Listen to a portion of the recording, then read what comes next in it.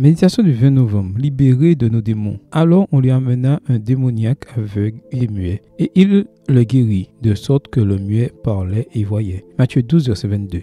Le mutisme va souvent de pair avec la surdité. Il est naturel que celui qui n'a jamais entendu de son ne sache pas les produire et n'apprenne pas à parler. Dans le cas raconté dans l'Évangile, le handicap est aggravé par le fait qu'il est également aveugle et de surcroît possédé par une puissance surnaturelle contre laquelle la victime se sent impuissante.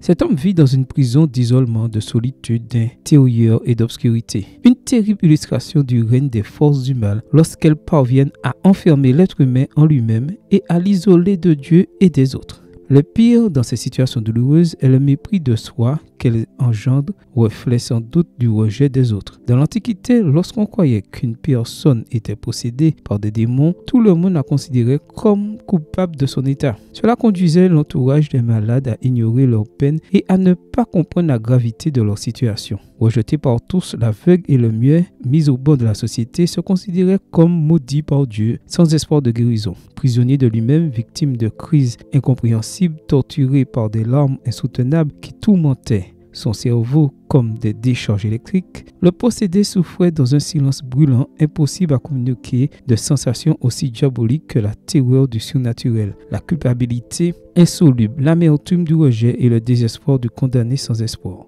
Sans entrer dans des considérations médicales ou théologiques, Jésus comprend la situation du patient et le libère de ses démons, lui rendant par la vue, lui et la parole, la pleine communication avec le monde extérieur, la paix avec lui-même et la confiance en l'amour divin. Incapables d'avancer un diagnostic certain, les témoins étonnés de la guérison de Jésus ont sans doute perçu, comme nous, qu'il existe des situations douloureuses, incurables, qui requièrent l'aide divine. Nous avons besoin de la puissance de celui qui, en plus de nous rendre notre liberté existentielle et de nous apprendre à être maîtres de notre vie, nous redonne la capacité de nous accepter, de l'aimer et de nous respecter les uns les autres. Seigneur, rappelle-moi que lorsqu'il m'est impossible d'aider quelqu'un d'une autre manière, il m'est toujours possible de prier pour lui ou pour elle en me remettant à ton amour. Amen. Bonne journée à vous et que le Seigneur vous bénisse.